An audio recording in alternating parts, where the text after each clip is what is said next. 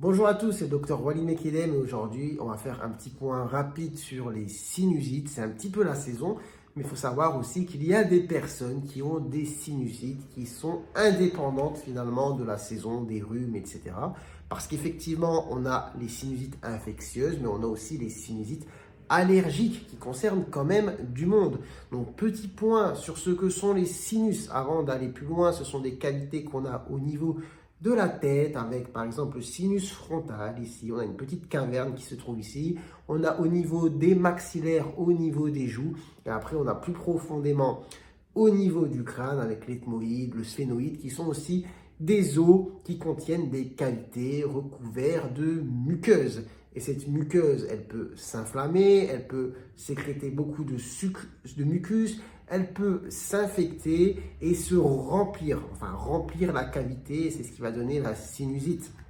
Donc, on a des personnes qui vont réagir sur toute l'année ou en fonction des saisons à des allergènes et qui vont avoir cette inflammation qui va provoquer l'obstruction et les douleurs, que ce soit au niveau du front, au niveau des joues ou alors en profondeur, cette obstruction nasale chronique.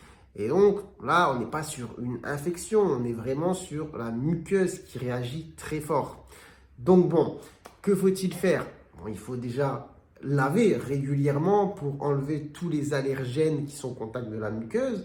Et dans ce genre de situation, on n'a pas à donner des traitements comme les antibiotiques par exemple, mais il faut donner des traitements plutôt comme les antihistaminiques qui vont calmer la réaction allergique avec souvent des traitements aussi locaux qu'on va mettre dans le nez qui sont souvent l'association soit de corticoïdes nasaux qui vont calmer l'inflammation mais aussi d'antihistaminiques.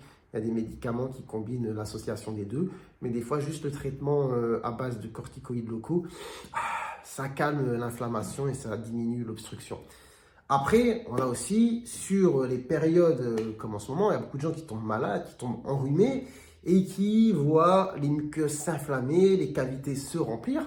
Alors, ça peut être assez banal et se rétablir assez rapidement. Un rhume, c'est un virus, donc des fois, on a cette sinusite virale qui se manifeste très rapidement, qui est gênante, mais voilà, on se lave, on se mouche, et puis au bout de 2-3 jours, c'est bon, c'est passé. Et les symptômes, qu'est-ce que c'était? C'était vraiment la barre au front, les douleurs au niveau des joues, sensation de lourdeur, mais voilà, pas non plus trop intense, et puis ça passe assez rapidement.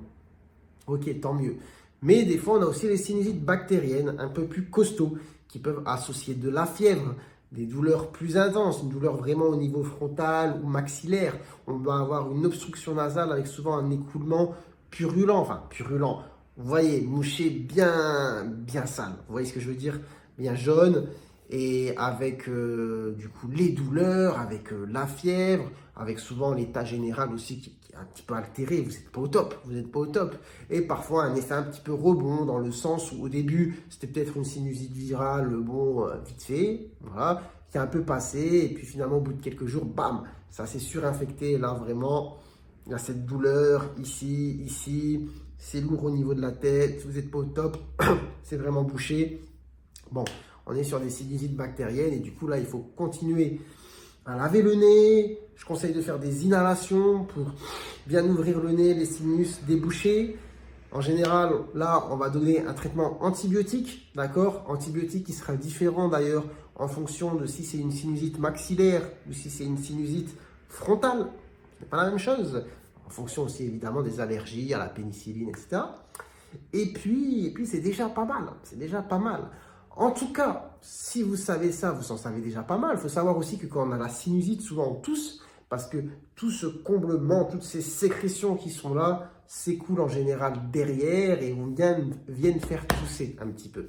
Donc bon, à savoir. En tout cas, vous avez appris pas mal de choses, je pense, aujourd'hui. Dites-moi si je me trompe. Enfin, dites-moi si vous avez appris des choses. Peut-être que vous n'avez rien appris, je ne sais pas. En tout cas, la vidéo, elle est là à but informatif. Informatif, c'est bien comme ça qu'on dit, et pédagogique. J'espère que ça vous aura plu. Si c'est le cas, n'hésitez pas à la liker, à vous abonner si vous découvrez la chaîne, ça me ferait plaisir. Et puis sur ce, prenez soin de vous, prenez soin de votre santé, et à très bientôt, j'espère, pour de nouvelles vidéos. Ciao, ciao!